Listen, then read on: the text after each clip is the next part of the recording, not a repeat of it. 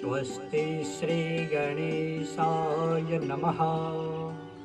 श्री गुरुचरण कमलेभ्यो नमः। नमोस्तु रामाय सलक्ष्मणाय दिव्यै च तस्यै जनकात्मजाय। नमोस्तु रुद्रेन्द्रयमानिलेभ्यः। नमोस्तु चन्द्राय मरुद्गणेभ्यः। जानकी जिनको है सेवक जानकी जिनको है सेवक जानकी। जान देकर थी बचाई जानकी के जान के रक्षक है जो रक्षा करे हमारे जानकी। मनोजवं मारुततुल्यवेगं जितेन्द्रियं बुद्धिमतां वरिष्ठम्। वातात्मजं वानरयोत्तमोख्यं श्रीरामदूतं शरणं प्रपद्ये। बोली श्यावर रामचंद्र भगवान की पवन सुत हनुमंतलाल जी महाराज की जय जय सीताराम। नमः पार्वती पतये हर हर महादेव।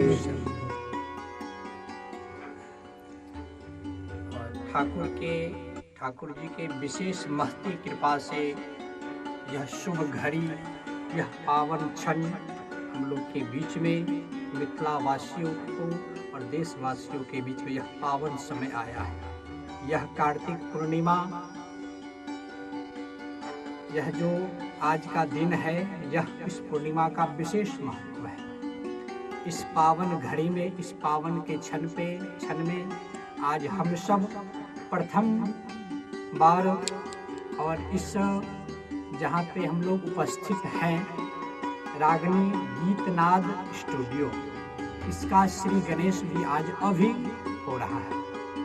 यह जो रागनी गीतनाद स्टूडियो है, यह खासकर जो अपने मिथिलांचल जो संगीत से जो प्रेम करते हैं, इन सब के उत्थान के लिए यह संस्था, यह स्टूडियो का श्री गणेश प्रारंभ किया गया है। हमारे ऐसे बहुत मिथिलावासी और संगीत प्रेमी जिनके अंदर गला है, कुछ कला है, कुछ करने की इच्छुक है, लेकिन उनको प्लेटफॉर्म नहीं मिलता। वैसे जो जिनकी आवाज़ ऊपर नहीं उठ रहा है, वैसे व्यक्तियों के लिए, वैसे संगीतज्ञ के लिए यह प्लेटफॉर्म उस आवाज़ को उठाने का काम करेगा। इसमें मुख्य रूप से अरविंद जी और सच्चिदानंद जी, इनका मुख्य भूमिका यही है। और जितने बार इनसे बातचीत हुई है तो यही कहे हैं कि आचार्य जी, जो इनकी आवाज़ अच्छा है लेकिन गाने का प्लेटफॉर्म नहीं मिला, उनको हम प्लेटफॉर्म देंगे। लोग अभी ही चर्चा किए हैं कि एक फल में बीज है, एक फल में बीज है, उस बीज में पूरा वृक्ष है, लेकिन वह फल मिलेगा समाज को कब? वह फल समाज को मिलेगा कब? वह बीज जब मिट्टी के नीचे दबेगा तब, वह मिट्टी के नीचे दबेगा तब। तो जो हमारे जो ख्याति प्राप्त नहीं है, अर्थात जो उठना चाहते हैं, उन व्यक्ति के लिए, उन संगीतज्ञ के लिए, वैसे व्यक्तियों के लिए यह रागनी गीतनाद स्टूडियो अहम भूमिका निभाएगी। इसमें मुख्य रूप से अपने मिथिलांचल के कलाकार तो उनका तो स्थान होगा ही, लेकिन जो पूरे भारतवर्ष के लिए और इनकी जो गीत की जो शैली है, जो विरह का गीत हुआ, जो भगवान के भक्ति को करने के लिए प्रेरित करता है इनका भजन। व्यक्तिगत जब पहली बार मैंने इनका भजन सुना प्रिय अरविंद जी का, तो इतना मिथिला के कलाकारों से हम लगाव नहीं रखते थे, लेकिन एक भजन ने मुझे दिल को तो टटोला ही, हृदय में जाके जगह बना लिया। वह एक लाइन गाएंगे, गजब शहर दरभंगा जाहि में आहा विराजी। ये श्यामा माई पे पूरा भजन है। यह भजन मुझे सबसे प्रिय लगा और तब से ही हम मिथिला के भजन को सुनना प्रारंभ किए।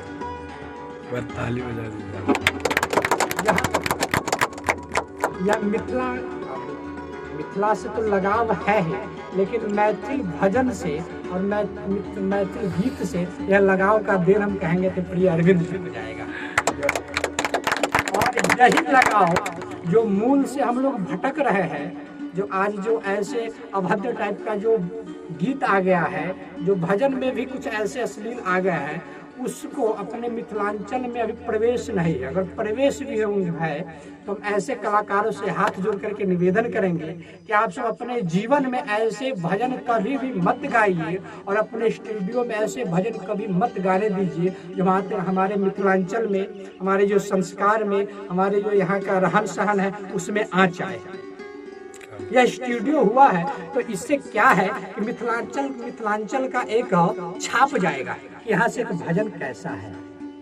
अपने मिथिलांचल का जो परंपरा है, हम लोग मिथिलावासी किस लिए फेमस है? अपनी संस्कृति से, अपने व्यवहार से, अपने आचरण से, अपनी जो यहाँ की जो शैली है, जीवन शैली। अब राम जी, एक छोटा सा रामायण का प्रसंग है। अब जब मिथिला में आए राम जी तो 56 प्रकार का व्यंजन ग्रहण किया, लेकिन यहाँ का जो पहनाई है, यहाँ का जो भथकई है इत्यादि जी, जो राम जी को दिल को छुआ, बार बार आकर के तिलकोर का ये सब जो ये क्या है, पहचान है हम लोग का। मिथिला का पाग हुआ, मिथिला का मखान हुआ, मिथिला का जो पहचान चिन्ह है मछली, ये सब जो मिथिला का जो मैथिल, सबसे ज्यादा मैथिल भाषा, पान हुआ, ये सब बहुत अनेक प्रकार के हैं। मिथिला का पान मखान मुख्य रूप से आते हैं। तो हम लोग अपनी जो मूल परंपरा है उसको न भूले और उससे हम अलग न हो। मुख्य हमारा ये स्टूडियो आज से श्री गणेश हुआ है, तो हम कहेंगे कि खासकर विशेष रूप से इसमें मैथिल गाना और हिंदी भी गाना हो, क्योंकि आज का समाज की दौर जो है उससे पीछा भी नहीं रहना है। तो हम सबका भी उस लेवल में मिथिलांचल का भी योग भूमिका निभे, उसमें भी अग्र पंक्ति में खड़ा हो। और हम लोग का तो अब तो मातृभाषा को भी अब उसका पढ़ाई भी शुरू होने वाला है, मैथिल भाषा का। तो ये बहुत बड़ा विषय भी है और शुभकामना भी है। और यह रागनी गीतनाद स्टूडियो के सभी कलाकारों को और इसमें जितने भी भाग लिए हैं, जितने भी संगीतज्ञ हैं, जितने भी वाद्य यंत्र वाले हैं, सबको शुभकामना देते हैं, मंगल कामना करते हैं कि इस स्टूडियो से ऐसा गीत का प्रचार हो, ऐसा गीत का प्रसार हो जो देश देशांतर में, लोक लोकांतर में इसका ख्याति और दिन दुगुना बढ़ता रहे। और ठाकुर जी की कृपा हमेशा ऐसे ही बरसते रहे हमारे प्रिय अरविंद जी पे और हमारे जो सच्चिदानंद जी हैं इन पे, जो ऐसे ही मिथिलांचल का जो है गीत एक पर एक जो है प्रकट करे, उनकी कलम चले और इनका गला में वैसे जो स्वर स्फुटित हो और हम सबको आनंदित मिले। ब्रह्म क्या है? ब्रह्म दो इंद्रियों से प्रवेश करते हैं, एक नेत्र से और एक कान से। कान के ब्रह्म की वाणी को, ब्रह्म की विशेषता को, भगवान के गुणों को सुन करके हमारे मन में ऐसी भाव उत्पन्न होता है कि भगवान की भक्ति करें। तो इनकी भजन सुन करके हम लोग को भी ऐसा लगे कि हम भी मिथिला की भाषा में, मिथिला के आवाज में भजन सुने और अपने घर को ऐसा संस्कार दे। तो सभी टीमों को शुभकामना है, मंगल कामना है और भूरी भूरी आशीर्वाद है प्रिय अरविंद जी को कि ऐसे ही यह जो प्रथम इनका जीवन काल का जो यह स्टूडियो है और पहला जो यहाँ से श्री गणेश कर रहे हैं, इनका पूरा जीवन संगीत से जुड़ा हुआ है। बचपन काल से ही इन्होंने काफ़ी संघर्ष करके छोटे मोटे अपने जहाँ पर थे वहीं पर भजन गाया करते थे। आज बहुत प्रसन्नता है इस स्टूडियो में बैठ करके कि जिनको अपनी कला को पहचाने और उस कला को समाज में रखे। सबके अंदर कुछ ना कुछ गुण छिपा रहता है, लेकिन उस गुण को जब तक समाज में लाएंगे नहीं तब तक उसका कोई आदर सम्मान नहीं। इनकी जो बचपन काल से जो यह गीत का जो शैली है, गीत का जो इनका जुनून है, इनके जो अंदर जो गीत गाने की जो कला है, मिथिलावासी मिथिलांचल में तो बहुत कलाकार है, लेकिन इनका भजन सुन कर के ऐसा मुझे लगता है कोई व्यक्ति नहीं है जो जिनको हृदय को टटोल ना दे और झकझोर ना दे और रुला ना दे। इसमें तो प्रारूप का हम आभारी हैं। एक तो जो मेरे जीवन का प्रथम शुरुआत हुआ था, नाना जी मेरे को मतलब बहुत ज़्यादा सहयोग किए थे। उसके बाद मिथिलावासी में आप सभी अग्रज मेरे हैं और सब गार्जियन सब, जो आज के डेट में यदि मैं कहीं से कोई शब्द गलत शब्दों का कभी प्रयोग गलती से हो जाता है तो हमको फ़ोन करके ये चीज़ का निर्देशन मिलता है, जो प्लीज़ आप यहाँ थोड़ा संभल जाइए। होना ही चाहिए। और यह आपकी जो नाना जी का संस्कार है और अपने माता पिता का आशीर्वाद है जो आप यहाँ तक इस अवस्था में, आज संगीत के तो बहुत से प्रेमी हैं, लेकिन इस अवस्था में और इस एज में जहाँ पे आप पहुँचे हैं, तो हम तो शुभकामना है इस रागनी गीतनाद स्टूडियो को देते हैं और सभी टीम को देते हैं। यह एक शहर में नहीं, मिथिला के बिहार के सभी शहर में ऐसा स्टूडियो का निर्माण हो जहाँ के लोकल कलाकारों का वह प्लेटफॉर्म मिले और वह गीत भजन आगे जाए। तो ये चीज़ हम कहेंगे कि इससे श्री गणेश है आप सब मिथिलावासी सब प्यार दुलार यह जो इनके प्रति यह जो है हमेशा बना करके रखे। और हम सब का आचार्यों का तो आशीर्वाद ढेर सारा है ही, जो वहाँ तक अगर वैसा आशीर्वाद न रहता तो यह सहज प्रेम मुझे यहाँ तक खींच नहीं लाता। इसका श्रेय जाता है तो आपके सरल व्यक्तित्व का और वह प्रेम का। रामचरितमानस का एक चौपाई है कि राम ही केवल प्रेम प्यारा, जान ले हूँ सो जान निहारा, राम ही केवल प्रेम प्यारा। हमारे राम जी को क्या चाहिए, प्रेम के अलावा क्या चाहिए? और प्रेम से जो जिसको जानना चाहते हैं वह ब्रह्म विषय जानने का विषय नहीं है। वक्ता कवि सभी अपने अपने वाणी को शुद्ध करने के लिए ब्रह्म की भगवान की कथा को गाते हैं, लेकिन गोस्वामी जी महाराज कहते हैं वो उन परमात्मा को प्रेम से आप जान सकते हैं। अब प्रेम में उनको पुत्र बनना पड़ा, प्रेम में उनको पिता बनना पड़ा, प्रेम में उनको भाई बनना पड़ा। यह दशरथ जी माता कौशल्या, यह प्रेम ही तो है जिनके पुत्र बने। मनु शत्रुपा में तपस्या की और ऐसा वरदान मांगे कि प्रेम स्वरूप मुझे पुत्र की प्राप्ति हो। तो ठाकुर को प्रेम से जाना जा सकता है। और प्रेम ऐसा विषय है, ऐसा वह प्रेम ऐसा स्वभाव है जो व्यक्ति को खींच लाता है। तो यह अरविंद जी का प्रेम है।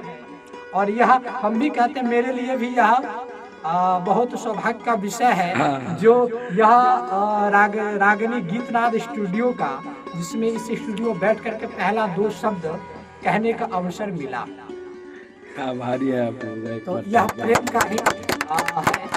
और ढेर सारा शुभकामना आशीर्वाद सभी टीम को देते हैं, यह दिन दुगुना आगे बढ़े और ऐसे दबे कुचले जो संगीतज्ञ हैं जिनको प्लेटफॉर्म नहीं मिल रहा है, खास करके वो उसी वैसे व्यक्ति को, ऐसे लोग को आगे आप लाए और इसमें जहाँ तक हो सके उसका सहयोग कहिए या जो भी कहिए उसमें कोई भी संस्था चलाने में अनेक प्रकार के थोड़ा सा उसमें कठिनाई आती है, लेकिन वो कठिनाई से डरने का नहीं, उस पर लड़ने का होता है। मैंने सुबह भी कहा, कोई भी काम करने से नहीं होता है, करते रहने से भी काम उसको नहीं कहते हैं।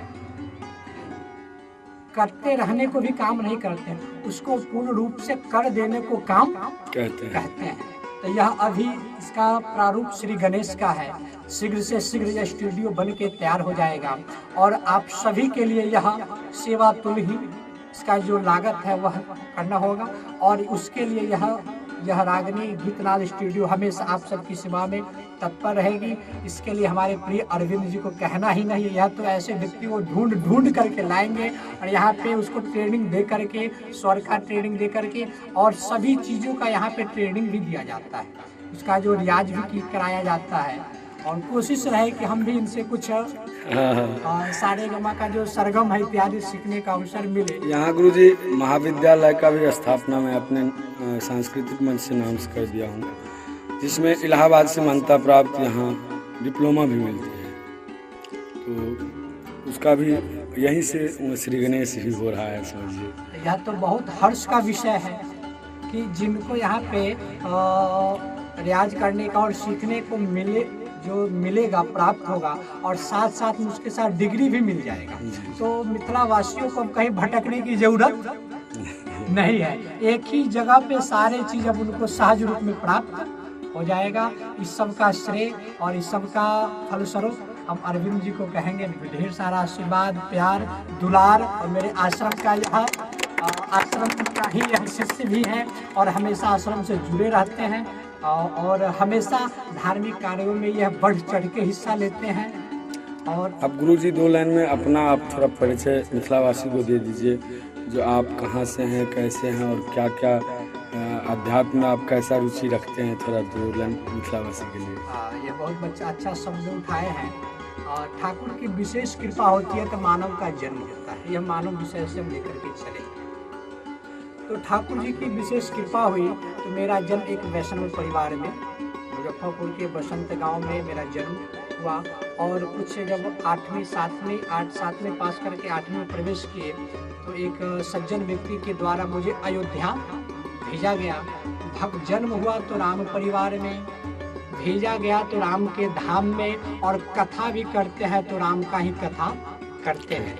और कुछ दिनों से गौतम आश्रम में 2 साल पहले हम आए थे, वहाँ पे सत्संग ऐसे किसी मिलने की बहाने से, तो वहाँ पे और बहुत अच्छा लगा, वह आश्रम देख करके बहुत प्रभावित हुए। और वहाँ हमारे सबसे उस आश्रम से जुड़ने के करीब में हम महाराज जी को अपना आभार व्यक्त करेंगे कि जो हमारे ऐसे संत का दर्शन देश देशांतर में, अयोध्या में बहुत दिन रहे, बनारस में बहुत दिन रहे, वृंदावन में भी रहने का अवसर मिला, दिल्ली में भी रहे पढ़ाई के आवर में, लेकिन ऐसे संत का हमने आज तक कभी दर्शन जो मनुष्य शरीर में रहते हुए भगवंत स्वरूप है। महाराज जी का सरल स्वभाव और सरल वाणी और सरल विचार मुझे गौतम कुंड में बांध दिया। अवश्य गौतम आश्रम में हम रहते हैं और वहीं से अपना कथा प्रवचन जहाँ तहाँ हुआ भक्तों के, और वहाँ पे जाके भागवत राम कथा करते हैं। और उसी के क्रम में आपसे भी मुलाकात हुई उसी आश्रम पे।